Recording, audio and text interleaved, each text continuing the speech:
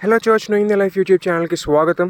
2 రోజుల క్రితం ఒక క్యాథలిక్ అపాలజిస్ట్ ఒక వీడియో పెట్టిన తర్వాత అది నాకు చాలా ఫన్నీగా అనిపించి, నాకు ప్రొటెస్టెంట్‌గా ఉండడం అంటే ఏంటో దాని గురించి డిస్కస్ చేయాలని నాకు అనిపించిందనమాట.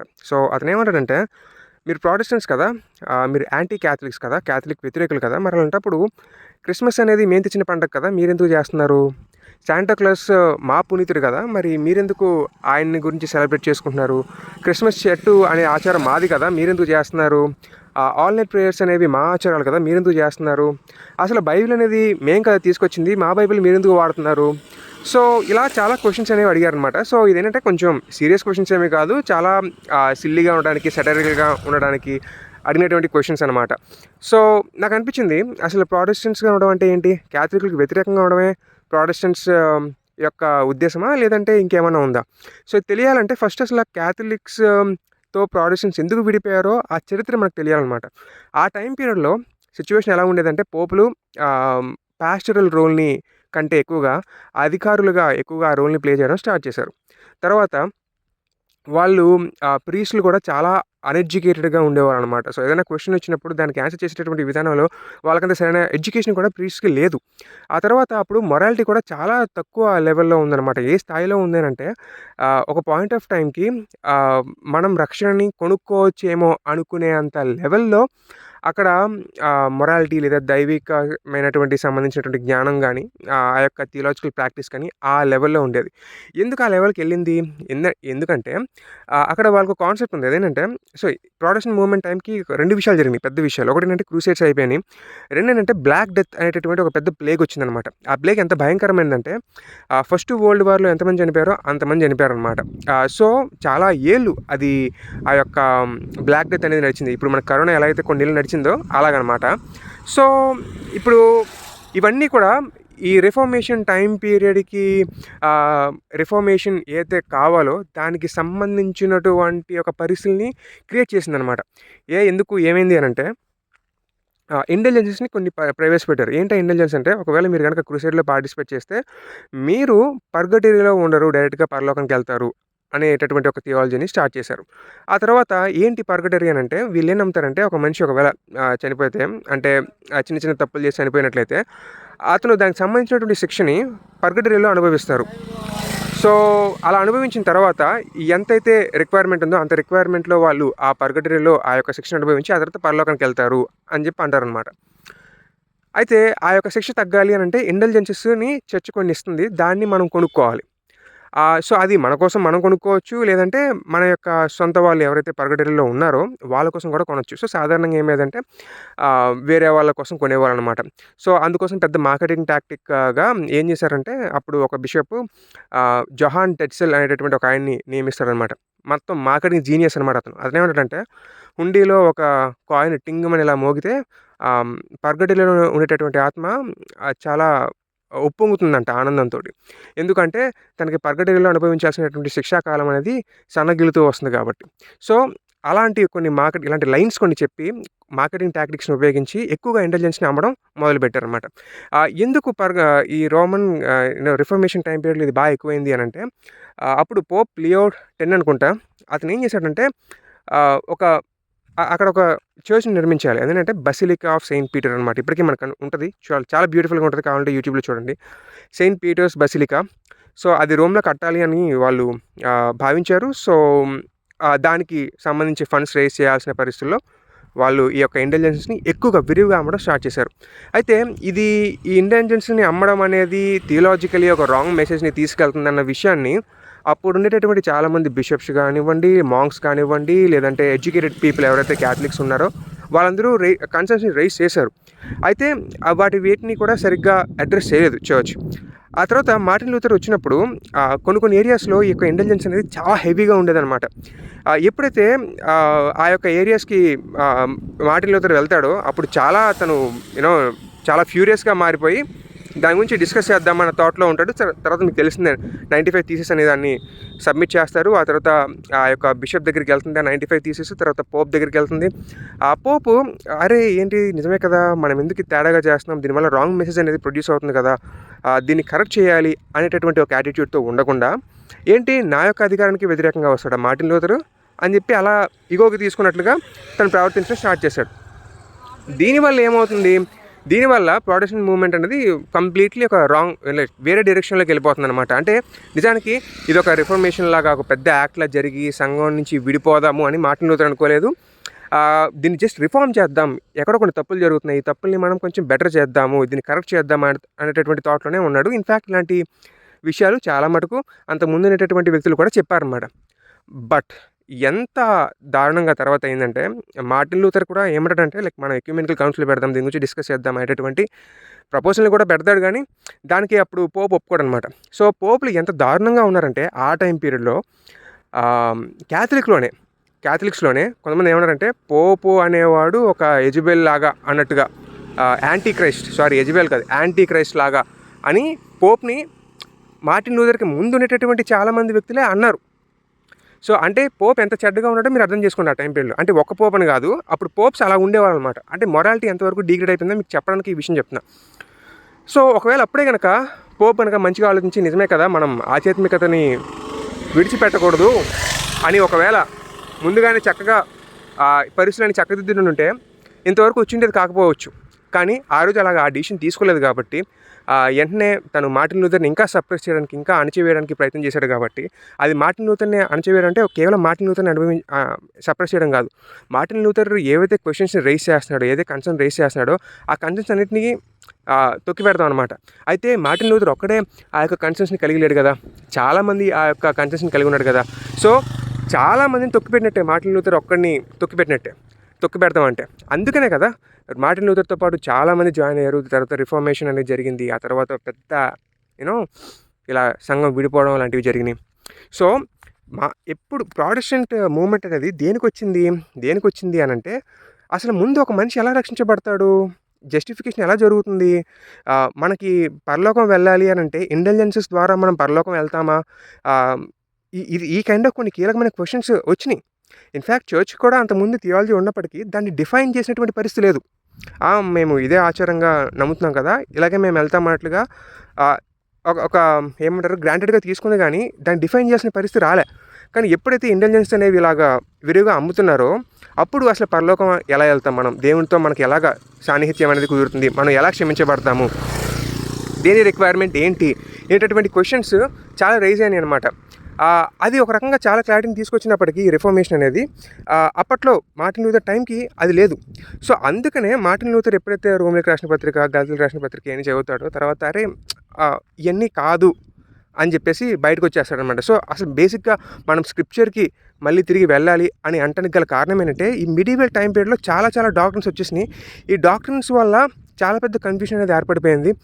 కాబట్టి మనం స్క్రిప్చర్కి మళ్ళీ మనం వెళ్ళిపోవాలి, ట్రెడిషన్స్కి మనం ట్రెడిషన్స్ ఆ తర్వాత మధ్యలో ఏవో రకంగా వస్తూ ఉండొచ్చేమో, కానీ మనం ట్రెడిషన్స్ని ఫాలో కాకూడదు, స్క్రిప్చరే వాస్తవాన్ని తెలియజేస్తుంది. ఎందుకు ఇలా ట్రెడిషన్స్ వస్తే ఏమైనా మనం చూసాం కదా, ఎలాగా సంఘంలో అద్భుతాల పేరు మీద డబ్బుల్ని దండుకోవడం స్టార్ట్ అయిందో, తర్వాత ఇంటెలిజెన్స్ పేరు మీద తర్వాత ఎలాగైతే డబ్బుల్ని దండుకోవడం మొదలైందో, ఇవన్నీ ట్రెడిషన్స్ ఇవన్నీ. ఈ ట్రెడిషన్స్ రావడాన్ని బట్టి ఒక ఫిలసాఫికల్ థియాలజీని వాళ్ళు ఏర్పాటు చేసుకోవడం బట్టి, అది కాస్త కమర్షియలైజ్ అవ్వడం బట్టి, దాన్ని బట్టి జనాలు వాస్తవాన్ని తప్పిపోయి తప్పుడు దోవలకు వెళ్ళిపోయి తప్పుడు యొక్క ఆలోచన కలిగి ఉండే పరిస్థితులు అక్కడ నెలకొన్నాయి. కాబట్టి మనం తిరిగి బైబిల్లోకి వెళ్ళాలి అని చెప్పి మార్టిన్ లూథర్ ఆ తర్వాత రిఫర్మేషన్ కూడా అందుకే వచ్చిందిలేండి.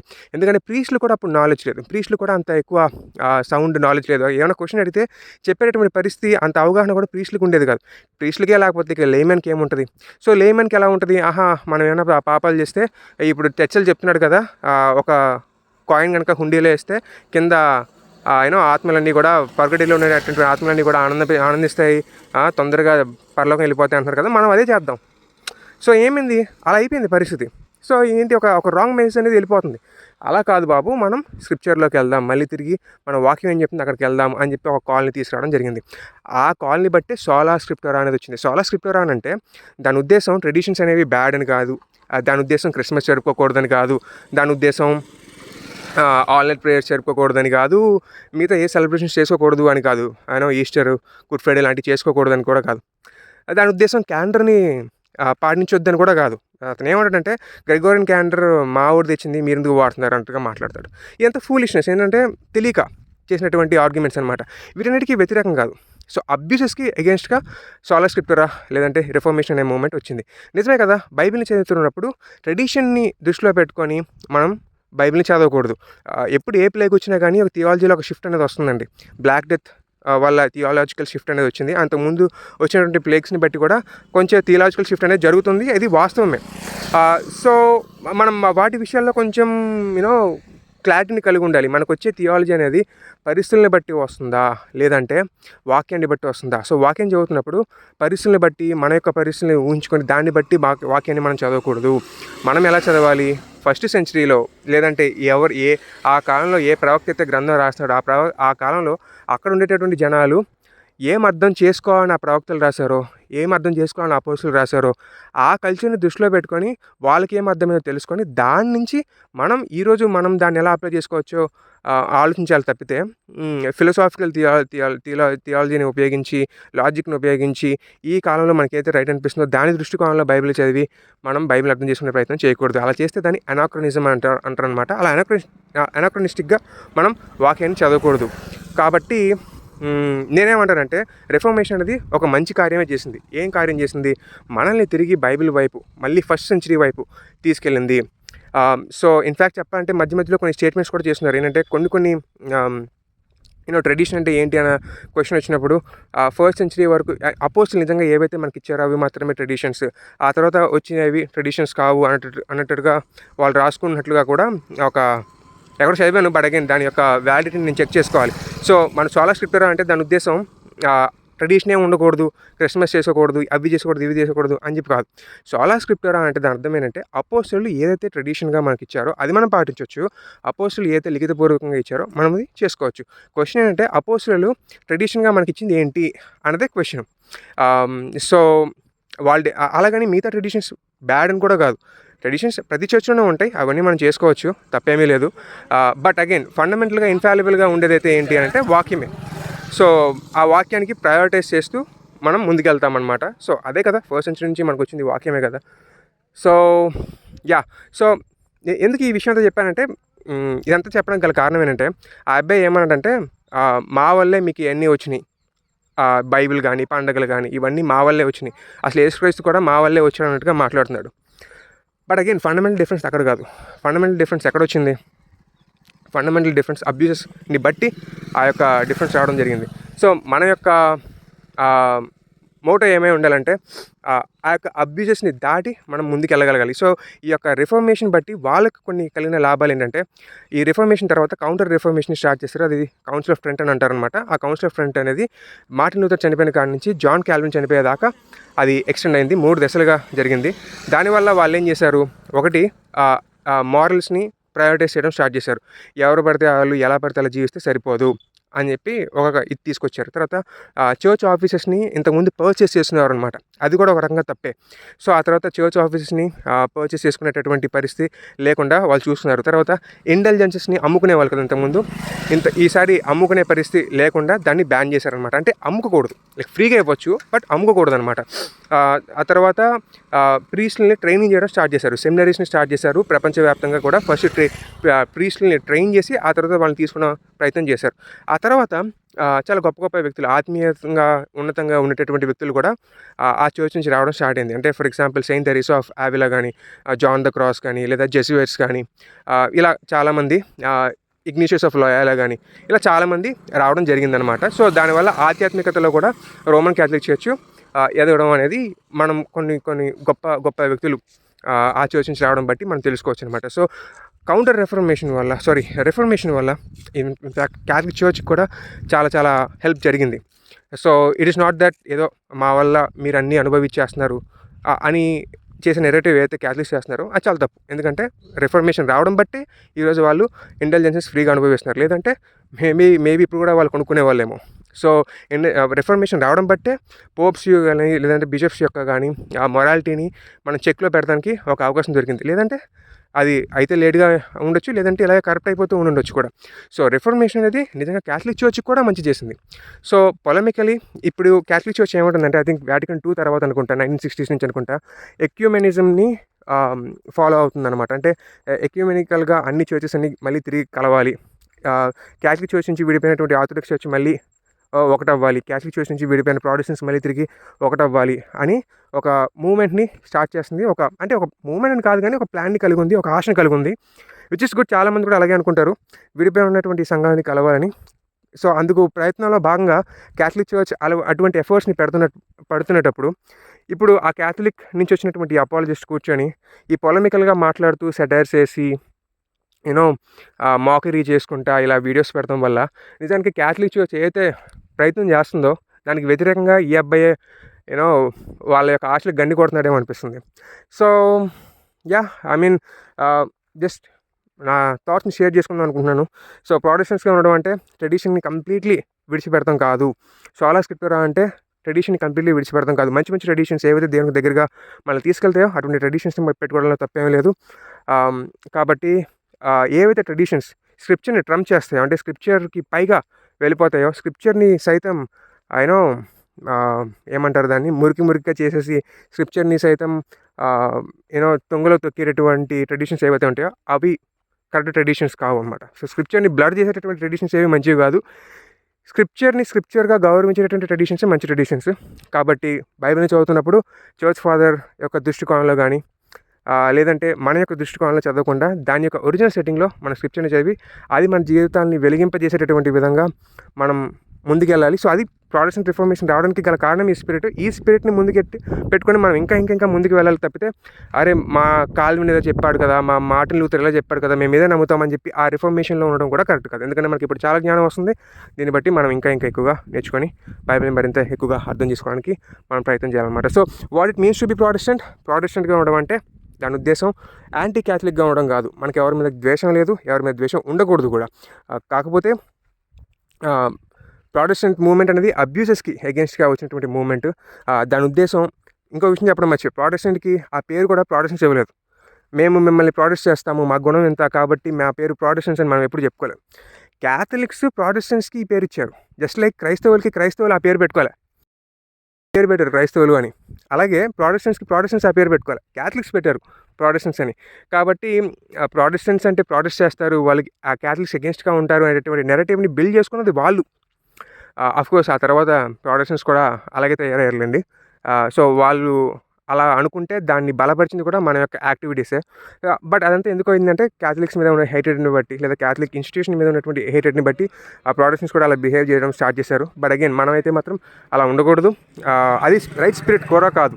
ప్రొటెస్టెంట్ మూవ్మెంట్ సమస్తాన్ని మంచిగా చేసిందంటే లేదు, సమస్తాన్ని మంచిగా చేయలేదు. ఇన్ఫ్యాక్ట్ ప్రొటెస్టెంట్ మూవ్మెంట్ రావడం వల్ల కొన్ని తప్పుడు బోధలు సంఘంలోకి రావడం కూడా జరిగినాయి అనమాట. వాటిని కూడా మనం ఒప్పుకోవాలి. వాస్తవికంగా at the end of the day అందరూ మనుషులే అండి. క్యాథలిక్స్ అయినా కానీ ప్రొటెస్టెంట్స్ అయినా కానీ అందరూ మనుషులే, అందరూ ఫ్యాలిబుల్ పీపులే, అందరూ తప్పులు చేసేటటువంటి వాళ్ళే.